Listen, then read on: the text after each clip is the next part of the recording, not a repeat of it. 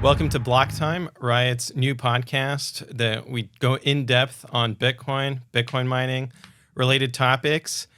We've got a very special guest today, our CEO, Jason Les. Jason, welcome to the show. Thank you for having me on, Pierre. Glad to be a part of kicking this off. Yeah, absolutely. So no better first guest. I was thinking about what we should discuss, and you and I you've been with the company longer than I have, but with the advisory board, this company has had a tremendous journey. From how big was the facility in Oklahoma? That was a 12 megawatt facility. And I'll tell you that when we acquired that facility in early 2018, I thought we were purchasing the crown jewel, like one of the biggest operations in the world, because 12 megawatts was a pretty big facility back then with its, I forget off the top of my head, I think maybe 300 petahash in total capacity. And I think what's changed since then shows not only how much Riot has grown, but how much Bitcoin has grown as well over the time period. Yeah, absolutely. Why did that facility in Oklahoma have 12 megawatts? So that facility was a former industrial site for, I believe, AT&T. And I think they moved a lot of operations out there. And so that was, like Bitcoin miners often go after, a set of stranded power somewhere. It had an attractive power market. That area had extra capacity in, I don't want to say the substation, but that the part of the building had extra power available. So the guys at the time found that and decided that would be a good place to set up a mining operation. With S9s? With S9s, yeah. Yeah. the former workhorse of Bitcoin mining. Right. And there's some are still in operation today. Still in operation, not e-waste yet. Not e-waste. The e-waste, I think it's so over-exaggerated. And I think a lot of people are stuck on the memes of the short hardware cycles for ASICs back in like 2013, 2014. The fact is, the S9 was released in 2016. And like I said, still in operation today is 7 years later. That's pretty impressive. But not in operation at Riot. No, we're always trying to be most efficient. Yes. So we went to CoinMint in in upstate New York. Yes. Messina. So Riot started mining in Oklahoma in 2018, and then in the start of 2020, we focused the company on specifically Bitcoin mining. And we needed more capacity to accomplish that. 12 megawatts now was starting to seem quite a bit smaller. So we wanted to both try to reduce our cost of production and get the capacity to really scale up. CoinMint was a hosting facility in upstate New York, in Messina, New York, located in an area that has an abundance of stranded hydroelectric power from an Alcoa aluminum smelting plant that went out of business up there.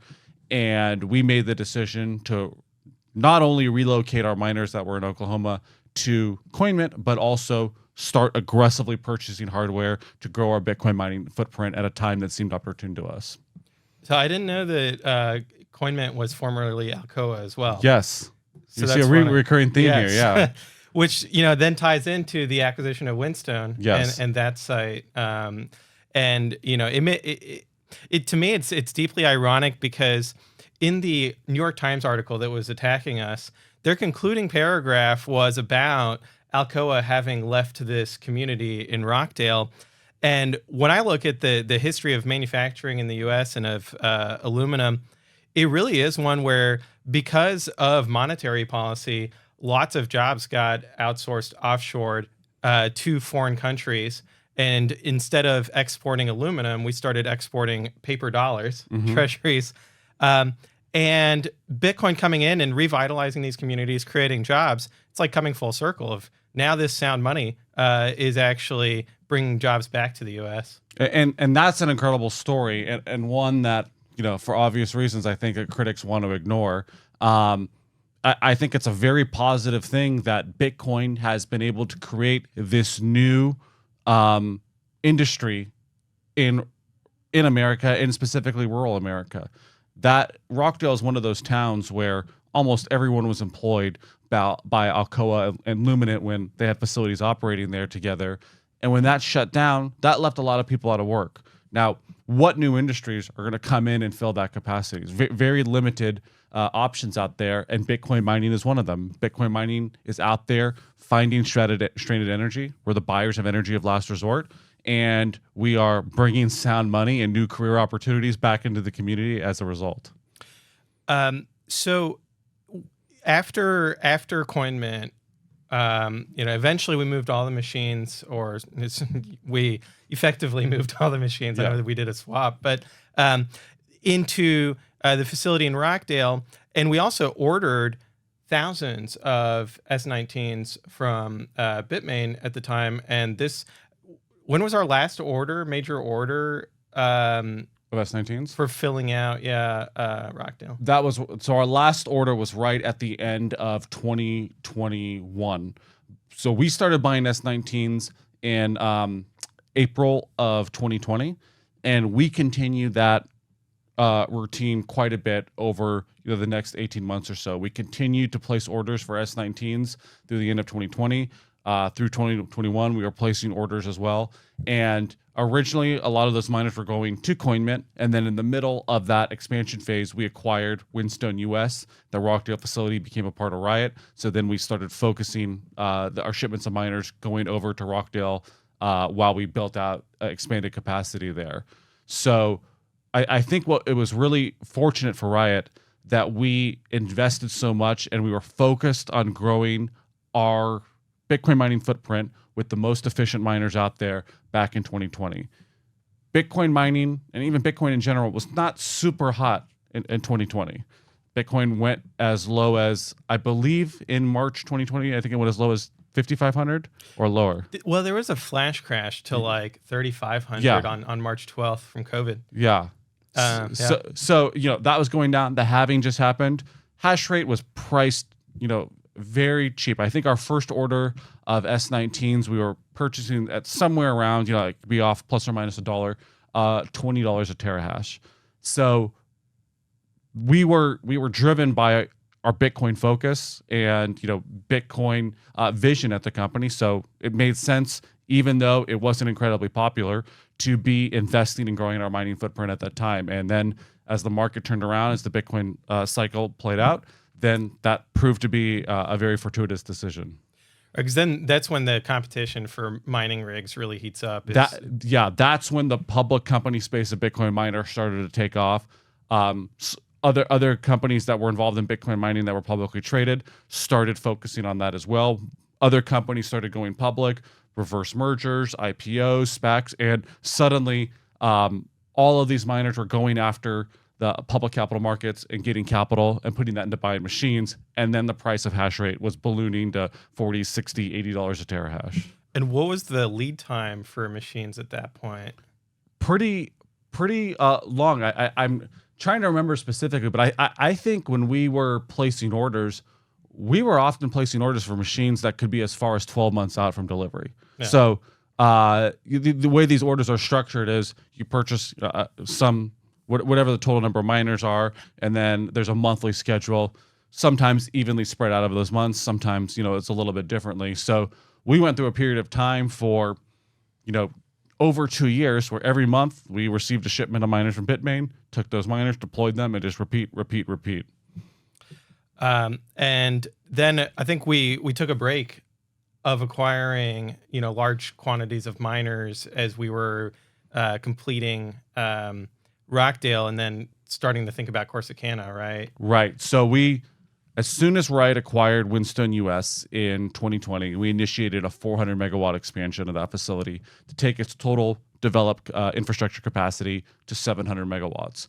And with the last order of S19 XPs that we placed at the end of 2021, we had purchased enough miners to fill all of that capacity.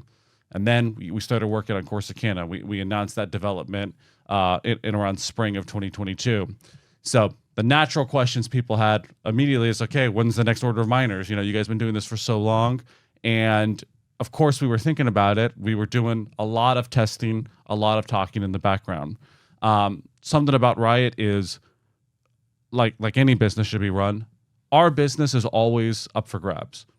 We want to work with the partners that provide the best service at the most competitive price. Now, that first part is still important. We won't always just be going after the cheapest price because we care about the quality of product or service or the type of partner that we're working with. But our business is always up for grabs. So we started evaluating, now that our purchase order with Bitmain had been completed, we started evaluating all the options out there. We're looking at Bitmain, MicroBT, Canaan, and really wanting to make a from scratch decision, what is going to be the best miner for what we're building out here in Corsicana. That makes sense. And you mentioned the trade-off with the quality and the cost, and it's also over the lifetime of the machine, higher quality might mean fewer repairs and lower total cost of ownership for the machines. And ultimately, in this case, machines that are designed specifically for immersion cooling. When I think Riot made an ambitious step when we announced in our expansion at Rockdale that we were building 200 megawatts of immersion. As far as we're aware, no one has ever built an immersion facility of that size before. That's a lot of investment in making something work at a scale that hadn't been tried. But we saw that as the right move for the company at the time. So based on what we learned there and what we saw from building it at Rockdale, we decided to make our Corsicana facility all immersion in what we were building out there. So kind of doubling down on our focus. And there are a number of things that we learned at Rockdale about making miners work in immersion. The fact is that most miners out there today aren't designed to work with immersion at all. They're designed to be air-cooled.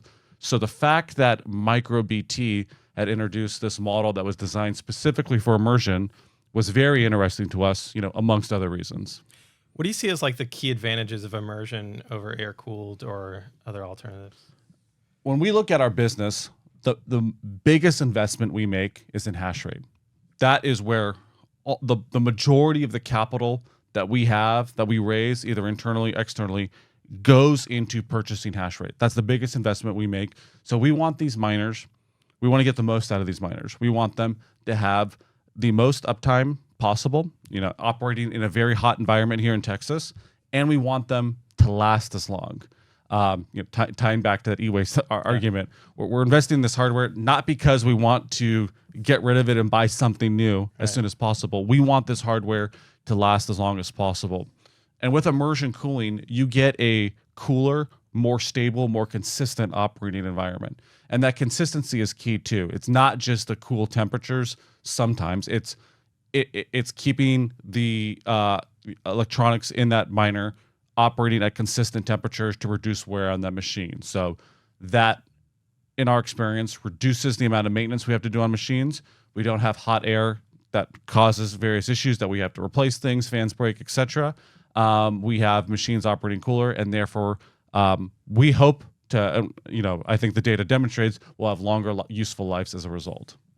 And I think a big news item recently too, with regards to Corsicana, was that we're going with Midas for the immersion tanks there. And I don't think that we used Midas in Rockdale. We did. We did. Yes. Okay. Yeah. Well, I stand corrected. Yeah. I guess they look different. They look different. Yeah. So we used Midas for building out the immersion tanks in Rockdale. We had worked with that team quite a bit even before making the decision to build all immersion, to figure out a tank that worked. And we did that project. We learned a lot, and now that next version of the tank is based on those lessons, and we're excited to see that in action. Yeah, I think that with Bitcoin mining being such a nascent industry, and doing this at scale being so new, that there's just lots to learn as we keep building. So how many buildings are going up in Corsicana, with the current plan? So the first phase of our build out in Corsicana is 400 megawatts, and it's practically 4 buildings. Technically, it's 2 very large buildings that have a connection in the middle. But so it kind of depends on what you look at. It's either two 200 megawatt buildings with a little separation in the middle, dividing the 100 megawatts, or four 100 megawatt buildings. Got it. Well, so the MicroBT order, is that going to fill those all 4 or 2 of those buildings? Yes, the first order that we placed will fill we ordered.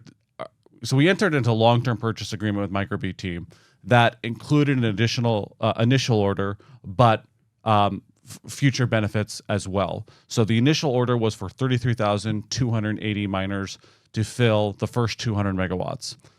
What's exciting is we also got an option in that long-term agreement to purchase approximately 66,000 additional M56S++ miners at similar terms to what we had purchased. So in effect, we are able to lock in what we believe is a very attractive price right now for the future as we expand. And that option we can execute in part or in whole through the end of 2024. Got it. And those are going to be manufactured in the U.S., which I think is a first at scale. Yeah. So MicroBT, I think, has had a wonderful initiative here by bringing the manufacturing of their miners here in the United States. They have facilities in Pennsylvania, and these facilities existed prior to our order. I can't take responsibility for saying that that was because of us, but this is the first large scale order, at least as far as we're aware of. I've not seen any order of this size, publicly disclosed from U.S. manufacturing. So we've placed that, and as a result of that, I think we're going to see MicroBT able to scale up that facility considerably and have greater production output from it. I think that's great because, one, that reduces a lot of the logistics risks we face. Historically, we have been having to ship a lot of miners from Asia, oftentimes chartering very large planes to get them over. That's expensive, and there's unpredictability around that. What's great about MicroBT having this U.S. manufacturing footprint is the miners get ready, they go on a truck, and they just go straight to Texas. Right. Okay, a little long of a truck ride, but a lot easier than flying 747s from Asia. So I think that's really exciting, and I think it's also good for the decentralization of Bitcoin because we're no longer relying on one region of the world for production of mining hardware. We have production here in the United States on the other side of the globe. Is it public where the chips are coming from of the actual ASICs? I don't believe so. Okay. Yeah. Well, we're looking forward to learning more about that in the future. Yeah.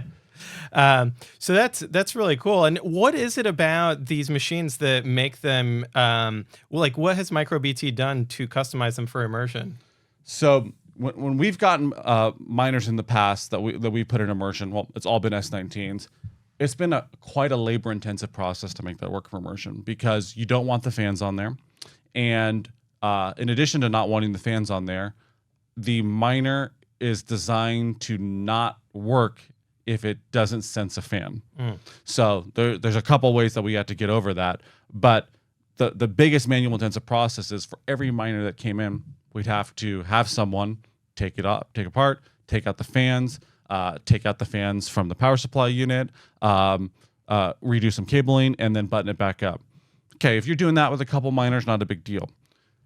We put about 45,000 miners in immersion. That is a lot of manpower. So having a machine from MicroBT that comes out of the box designed for immersion, not having to do that manual labor, and designed with other components like, for example, thermal paste that is intended to be used in immersion, that's been tested for that, really creates a better operating environment for those miners when we're putting them in immersion. Something is now going in, it is now designed to go into the environment that it's going into. Right. Yeah, that makes a ton of sense. Okay, so I think, was there anything else on MicroBT that didn't cover? I think it's a substantial order for us. People have been asking about what we're doing with Corsicana hash rate for a while, and we've told them we're working on it. And this wasn't a decision that we made lightly. We tested a lot of different hardware for months and months and months. We tested the M56 miner in our test tanks for months and months, evaluated, and we were really happy with the product that we saw. Not only in how it operated, but the different tools and information that it had for our miner maintenance team to be able to resolve issues quickly to ensure as much uptime as possible. So we were really happy with the product. We tested for so long, and now we're able to deploy that at significant scale. The first 33,000 280 miners that we're deploying in the first 200 megawatts of Corsicana will add 7.6 exahash to our total hash rate capacity. So when completed, that would take Riot's hash rate capacity to over 20 exahash, which I think is a very big mining milestone for us. We still have not procured miners for the third and fourth or second building, depending on how you look at it at Corsicana, for the 300, 400 megawatts of capacity. We have the option to do that with our long-term agreement with MicroBT. So we'll see how that plays out. If we fully exercised our option with MicroBT for those 66,000 M56S++, we would and deployed them, we would then have a hash rate capacity of over 35 exahash. So quite a bit of substantial growth pipeline there for a company that already has one of the biggest hash rates out there. So we're very excited about the growth pipeline that we have in front of us, and we'll see what happens there. Yeah, absolutely. Something that we didn't touch on in kind of looking at the history of Riot is the acquisition of ESS Metron, and kind of thinking about the vertical integration in terms of the business model. Do you want to explain like why we acquired ESS Metron? Sure. Yeah. So also when I talked about the work that was being done to figure out how to do immersion before we even launched in the project at Rockdale, ESS Metron was a part of that team as well.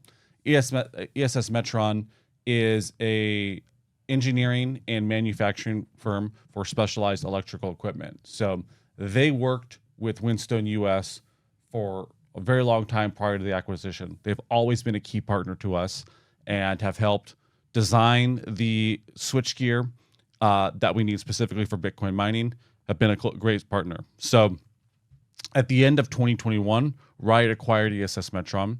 And by doing so, when we build out these facilities, we use a lot of electrical equipment. Okay, no secret about Bitcoin mining. So by acquiring one of our biggest suppliers, we are in effect turning expenses into revenues. We're now no longer a paying customer. We're now getting this equipment at cost, and we are now also own that production. They service a bunch of other industries as well, especially with the blowing up data center industry right now. They have a lot of business outside of just Bitcoin mining, outside of Riot. So not only did we turn costs into revenues and help reduce our costs, we also got more control of our supply chain. Just as miners were difficult to acquire in 2021, 2022, then and now it is difficult to acquire sufficient electrical equipment. So to have that in-house when we're doing these massive expansions, we have really de-risked our pipeline there for growth. We have a lot more visibility and control of our supply chain. We're not sending an order to someone else and hoping they try and fulfill it for us. The people fulfilling the order are a part of Riot. So that has enabled us to be a lot more effective at building infrastructure, at building quality infrastructure, and I believe is going to be able to lead to even more opportunities in the future. Yeah. So talking about kind of the constraints of like the supply chain, it reminded me of the constraints on the electricity grid side of interconnects, and really, thinking about Riot of, okay, not only are we self-mining, where we also have some institutional hosting, we also have electrical equipment manufacturing. We're also a real estate company. People talk about like McDonald's being a real estate company, not just a fast food store. We're a real estate company in the sense of that site in Corsicana is strategically placed on the grid, and is placed where we're going to be able to energize it on a timescale that perhaps other locations would not be able to. Yeah, you're exactly right. So Corsicana was an ideal facility because it was placed right near that Navarro switch that has a lot of capacity. So our facility in Rockdale, right near that Sandow switch that had a lot of capacity, just on the theme of Bitcoin miners going after stranded capacity, that's why the Corsicana site made a lot of sense. So we help draw up that excess capacity there, and we had the opportunity to purchase the land as well. In Rockdale, we're on a very long-term land lease with renewals at our option, and in Corsicana, we had the opportunity to buy the land ourselves. So further on the vertical integration theme, controlling as much of our business as possible and taking up that excess capacity in the process. And I think that from the outside, what people also don't see is how much of a construction company we are. right? And that's like, we don't break it out in our financials like we would like with ESS Metron, but there's a construction company within Riot. Yeah, that's exactly right. It's not broken out in our financials where there's some construction company that's providing service to Riot for a fee. We have a group of very talented and experienced individuals, and that experience is really important in this industry because it's so new. There's no handbook on how to do Bitcoin mining. There's no tried and true formula. Hey, just do this and you're going to be good. There's not people that have decades of experience doing this. Well, I guess now I guess it's possible there probably are some people, very few people that have decades of experience doing this. The fact that we have done this, that people on our team have tried things, failed, learned, and evolved, is an incredible advantage that Riot has as a Bitcoin mining company. You always want people that have experienced this kind of stuff. I think oftentimes in Bitcoin mining, you'll find people that have a lot of experience building traditional data centers. They're like, oh, hey, this is, well, I built a tier 3 data center. This is tier, nothing. Like, this is going to be no problem. And there's quite a few lessons you learn along the way, humility being one of them. Yeah. So the fact that we have a construction company that has done this at scale, demonstrated at Rockdale, really helps de-risk and gives us a lot more confidence when we do projects like Corsicana, and really helps us reduce our cost as much as possible when doing that. The further into the vertical integration, we also have a software team here at Riot. So we're also building the software for managing the mining facility as well, which is unique at scale. Yeah, there are a number of good off-the-shelf products out there for tackling different miner maintenance and monitoring tasks, but the spirit of vertical integration and being as efficient as possible and meeting some of the specific conditions that we have as a public company, having a software engineering team is another great advantage that we have. We're able to rapidly roll out different software tools to accomplish different things. And within our company that has now become, quite large, that doesn't even just limit itself to Bitcoin mining. Our software team is helping out with other projects and other departments, working with ESS Metron as well. Something that maybe wouldn't be intuitive for a Bitcoin mining company off the bat. People would think like, hey, why don't you just buy it off the shelf? There's always the off the shelf option, and we do use some off-the-shelf options for certain things, but having that talent internally helps us address our key specific concerns and gets the best output that's possible. So that brings us to the next topic, which is the power trading strategy for the company, because we could characterize that as further vertical integration of we have our power trading approach to, do we sell to the grid? Do we sell to the Bitcoin network, the electricity that we've purchased? Do you want to explain like what it means to have a hedge or buy blocks of power? Yeah. Well, first starting at a high level, I think we look at Bitcoin mining as the convergence of energy and money. A lot of people don't understand how energy grids work. They don't understand that they hear about blackouts and high demand for power. They don't hear about all the wasted power that occurs all over the globe. Recent estimate was about 1/3 of all energy that's generated globally is wasted. It's either lost in transmission, there's no one to buy it, it's curtailed. That is a huge inefficiency that we have as humans occupying this globe. I think it's important for human flourishing and prosperity that, one, humans use energy, and two, we're as efficient as possible with that. So in energy grids, in markets, there's generally going to be a mismatch of supply and demand that people are trying to meet. People use power, have demands for power at different times for different circumstances, and volumes of power that's being generated will change at different times for different circumstances. Both sides could be impacted by the weather, by the price of various fuel types, and there's a mismatch that's trying to be met. Now, most electrical loads you can't just shut off at any time. Data centers need to be running all the time. High industrial applications need to be running all the time. Consumers, it's summer here in Texas. They don't want to turn off their AC in the middle of the day because demand is low. They need that power. We use power to help humans be more comfortable and protect themselves from harsher environments. Bitcoin mining is a very unique tool that is able to solve this inefficiency because we are going after that surplus power that is priced cheap because there's not enough demand for it, with the combined flexibility to shut off when demand is high. That is very unique to a large industrial load. And people have been calling for increased demand response programs and participation for years. Bitcoin is that perfect demand response. So, not getting to Riot specifically, by having long-term, low-cost power contracts, we in effect own blocks of power. We have put financial resources forward, both in types of deposits and collateral requirements that we need to meet for these agreements to secure power for the long term. Now, so on that first stage, that's very beneficial for the energy marketplace because there is a consistent buyer that's showing up all the time. And when you think about different generators that are trying to determine the financial profile of their project, having that consistent buyer is very important. Now, the other area that we help the grid here and then also help ourselves is by having the flexibility to turn off. So because we have a large bulk of the power that we use under a fixed cost, we can actively make the decision, do we want to mine Bitcoin or do we want to curtail and make that additional power available to the grid? Most of the time we're mining Bitcoin. That is the business we're here to do. However, there are certain times where the economics of curtailing are better than mining Bitcoin. So we forgo that revenue and instead make that power available for the grid and benefit from the spread on our price. That's just one of the things we do with power.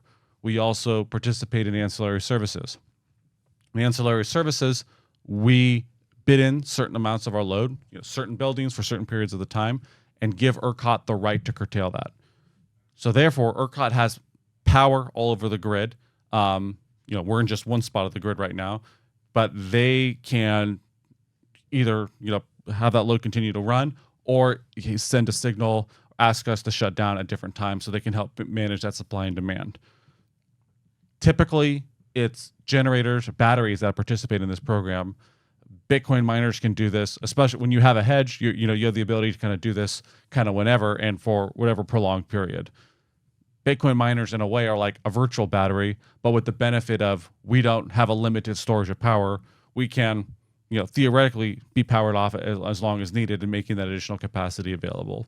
And then finally, we participate in the 4CP program where, like these other programs that we've been talking about, available to anyone in ERCOT, where you save in transmission costs by curtailing at the 4CP intervals over the peak summer months. So a number of things that we do, and part of the vertical integrated strategy, like you noted, because we've secured these power contracts, because we own our own infrastructure here, we have the ability to play this, and it's a very important part of how we achieve a low cost of power and how we demonstrate the net benefit of Bitcoin mining to humanity. You mentioned the bidding on ancillary services, and I wanted to zoom in on that because I think that gets glossed over a lot in the media. That these services that ERCOT is procuring on behalf of ratepayers in order to meet their reliability mandate, they go out to the market and solicit bids. You mentioned batteries, generators, Bitcoin miners. Do you want to get into like how that bidding process works, the mechanics of it and the outcome, and how we think about when we want to bid into it? So I cannot tell you too much behind the scenes how it works. That might be a little proprietary. A little above my pay grade of how that ancillary services market works. But here at Riot, what we're looking at is we work with lots of information and lots of advisors to try and make the most educated view possible on what power market's going to look like the next day. So ancillaries are done on the day ahead. So we're in this market in the day the day before the day in question, and we're deciding, okay, how many megawatts do we want to put in? What do we think the prices are going to be like for this reason, for that reason? It can depend on the weather. It can depend on the forecast of different generators, what forecast of demand. There's a lots of stuff to go in there. So we make the most educated guess we can. In the summer, it's generally a bit easier. There's going to be high demand when it's really hot, so it makes sense to have the load available in there. What's interesting about this program, like we touched on, is there's not it does not automatically mean you're going to be shut off. You are giving ERCOT the right to curtail you, the opportunity to curtail you how it needs. So sometimes we're in this program and we're not asked to curtail because ERCOT doesn't need that at that time, in our part of the grid. So it's an important part of giving ERCOT the ability to manage the grid, and it's an important part of how we support that and help. We get paid for the hours of the volumes that are in that program, and we therefore reduce our cost of mining or cost of energy by doing so. And ultimately, the reason we get paid is because the bid that we put in was competitive versus the other bids that ERCOT's looking at for that service. Right. It is a open market. It's not a fixed rate that everyone is. Someone has dictated. It is a market of bids that come in there, and ERCOT is trying to get the best deal possible for consumers in the grid. So that's how that comes through. And if Riot wasn't participating in ancillary services, there would be one less seller, and therefore whoever else was in there participating would be getting a better price. Right. So in terms of the power strategy going forward, do you think that we're going to continue to have the same approach with Corsicana, or are there things that we're learning there as well that we want to do differently? I think we're always learning things. I think our power strategy will always be a very important part of what we do. We've gotten a lot of questions. Hey, have you purchased a power agreement for Corsicana yet? Why haven't you done this yet, etc. ERCOT is a deregulated market. We can enter and buy new blocks of hedged power whenever we need. So once we start mining there, then we'll start look at layering this on.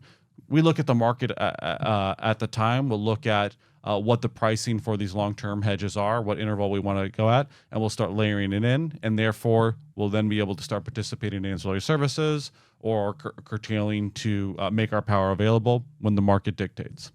Yeah, that makes sense. And I think the other point that's often missed in the media is the difference between ERCOT and the generators on the grid, right? That those two get conflated because the generators, they're owned by publicly traded companies, private companies.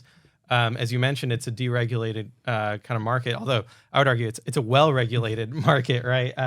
And when we're earning power credits, that's not coming from ERCOT, the state entity. It's coming from other market participants. Yeah, I think a lot of people, Bitcoin's this real incredible thing where it causes you to look at parts of the world that you didn't look at before. Bitcoin causes you to look at and question money. And by extension, Bitcoin mining forces you to look a little bit more into energy markets look. And I think you're right that most people's intuition is that the grid and these generations are all kind of centrally controlled by one person and that's it. But it is a grid is a market of different participants. Different companies are building different generation assets, and there's different buyers out there. And we are all meeting together in this marketplace. And I think you're right. It's not the total Wild West here. There's regulations within this market, within this grid, and all of these participants are trading amongst each other. And it does not mean that the ratepayers, the residential customers, are footing the bill or anything like that from this. Like there are generators, there are industrial buyers, there are commercial buyers, there are residential buyers. All of these participants are meeting in the middle, and Bitcoin miners are one of the new seats at that table, growing seats at that table. Yeah, I think the growth is key there because you mentioned with the long-term power purchase agreement, we put up capital and we make a commitment to this from the flip side to the generator, they're receiving a commitment of revenue. And when they're doing their financial models, that gives them the confidence to go invest in new generation assets and to grow the grid. Yeah, that's I think the first the first step benefit of what Bitcoin miners provide. And actually, I saw an interesting analogy on Twitter the other day. I think it came from an article that was, imagine that you had a bakery and you had a customer that would come and buy all of your stale pastries at the end of the day when you didn't need them, and they would also, not come in when there was a lot of demand at the bakery for, fresh pastries at a time. And it's kind of similar to what Bitcoin mining is. We are providing that base load demand. We will come to the market and say, we will buy energy when no one else wants to. That solves the problem of energy that's being curtailed because there's not enough buyer, which, with West Texas, there's a lot of that. There's not enough transmission to get that power out to the rest of the state. And like you said, we're giving visibility into better visibility to generators for what the return profile is going to be, because there is a more reliable demand that they can anticipate. There's a lot of demand, for example, in Texas, when temperatures are really high. We're having a hot summer. The years might not always be this hot. So there might not always be that extra above and beyond demand. But when there's Bitcoin miners in the market, they will always be the buyers of energy of last resort. There will always be that baseload demand that generators can count on. And that's a positive effect on the market. That's a positive mechanism in energy grids, not a negative one. Yeah, this summer I've noticed a pattern of, when there are days where there's not enough wind, then we curtail, we turn off, the Bitcoin miners do. And then on other days, we have lots of wind and we have record demand and prices are very low. And so I think that, if in terms of offsetting kind of the variability of renewables, the Bitcoin miners play a unique role there. I think that's a very important thing that we've seen this summer in Texas. Last summer in Texas in 2022, energy prices were a lot higher. And I think at least some people use that as criticism of Bitcoin mining. Hey, Bitcoin mining is driving up the energy prices as they're expanding here in Texas. Well, the fact is energy prices were very high because the price of natural gas had shot up a ton that year, and inflation, et cetera. These impacts tend to continue to drive, especially inflation will drive the price up of energy over time. Now here we are a year later with peak load, and we're seeing very cheap energy prices. And Bitcoin mining has really only scaled up since then. So I think it's an important data point in disproving that criticism. You can't just look at one sample. You can't just look at one discrete period of time and say, oh, these energy prices have gone up. I want to pick the boogeyman for that. Let's look at a wider sample. You factor in this year, and we see energy prices really low, even in periods of high demand. And we see a grid that is functioning, a market that is functioning more efficiently. And we can't, give all the credit to Bitcoin miners, but I think we are seeing the benefit of Bitcoin mining in action in this market. And then just from first principles, the bigger the market is, the more participants there are, the more competition there is, and the more economies of scale there are, the lower the marginal cost is going to be for electricity for a residential user. And so if we're growing the market, that's just going to lead to lower costs long term for electricity.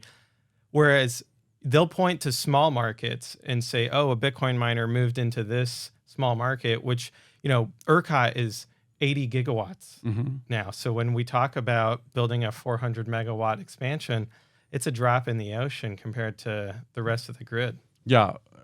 Overall, Bitcoin mining is a relatively small part of the overall ERCOT grid. I think that sometimes people have used different data points to maybe drive a more hysterical conclusion. With the new large flexible load task force in ERCOT, there's an application process if you're using over 75 megawatts. So naturally, what happened when they rolled that out? A bunch of people just applied, hoping that they would get approved and they would be able to take that approval, get financing, and build an operation. So you see a lot of not real projects or even duplicate projects in that queue. So people would see a number like 8, 10 gigawatt, 15 gigawatts of Bitcoin mining, and they think, oh, this is a real big problem. Well, the fact is that that's not really real. Like if there was 15 gigawatts coming online tomorrow in a grid of 80 gigawatts, okay, maybe that would be something that it's an issue, but that's not reality. The fact is Bitcoin mining is growing at a gradual and I think very manageable rate here in ERCOT. And the power generation is growing, if not at the same rate, a little bit faster than overall Bitcoin mining demand. So solar, especially, is exploding here in Texas. A few years ago, and I think for the year 2020, solar was a very small part of fuel sources in ERCOT grid. Like I think it was less than 1%. And on many days now, we are seeing solar at 16, 20% of grid capacity. There's been a lot of incentives to build solar. A lot of people have capitalized those and are building those out here in Texas, which has a very high potential in summer.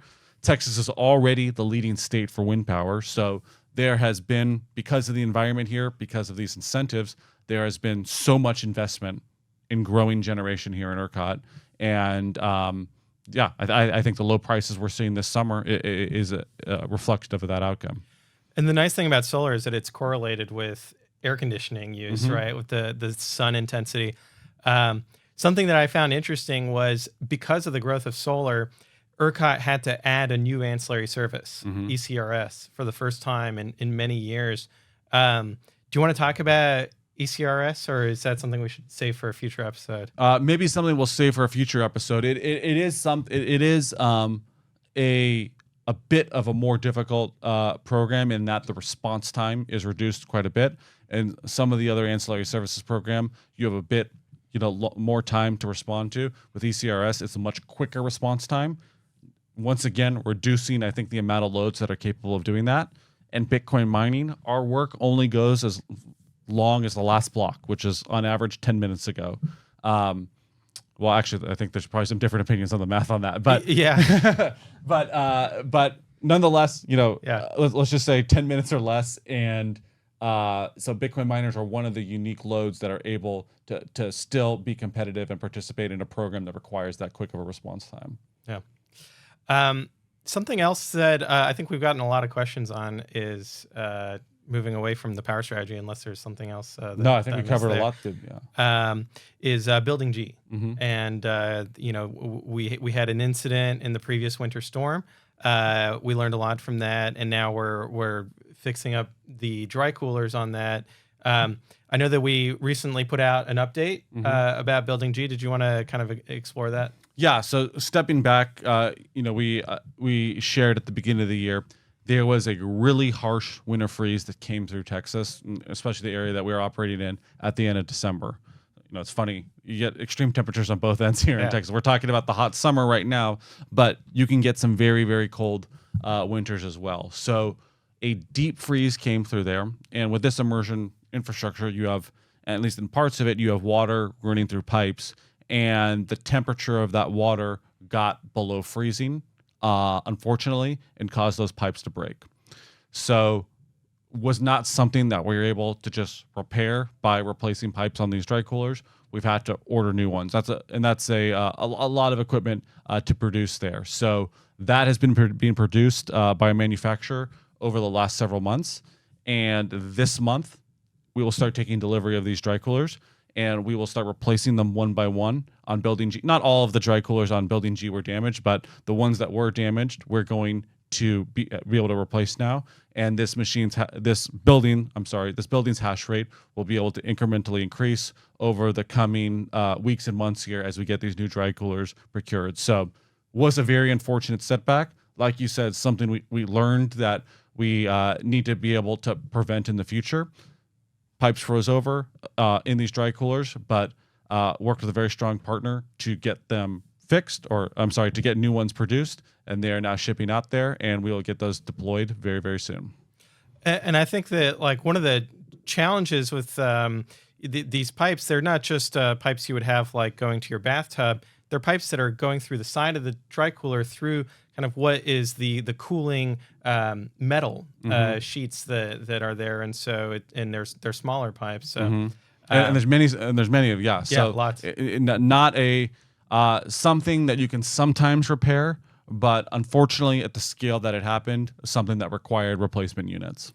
And these units are massive. I mean, these are industrial scale dry coolers. I mean, these are things that like I don't know what I would compare it to. Like kind of like the size of a Connex, like a shipping container. A pretty large thing. If you look at, I know we've put out lots of aerial photographs of our facility. You see those big units alongside the immersion building on each side. Those are those coolers that we needed to have replaced. And are we using the same dry coolers in Corsicana as well? We are using we've used a mix of manufacturers at Corsicana, and we've used at Rockdale we've used a mix of manufacturers, one for each building. In Corsicana, we're repeating some of that business, and we're kind of just continuing to evaluate what we're going to use for each building. I think like I talked about earlier in our discussion, we want our business is always up for grabs. We're looking for someone that's going to make the best product, provide the best service, and the most competitive price. So we're always looking at all of those factors, and we're making a decision building by building. Makes sense. Do you see us as being on track with Corsicana in terms of the timeframes that we want to be accomplishing? Yeah. So we've just received some of the high voltage transformers, critical infrastructure needed to build out this facility. Parts that we've ordered very long in the past. So those have showed up on time. We're going to begin deploying those. We're starting to receive miners at the very end of this year and getting them deployed. In Q1, miners at Corsicana will be energized, and the hash rate will continue to grow over the fall as well. Yeah, and you mentioned the long lead time on the...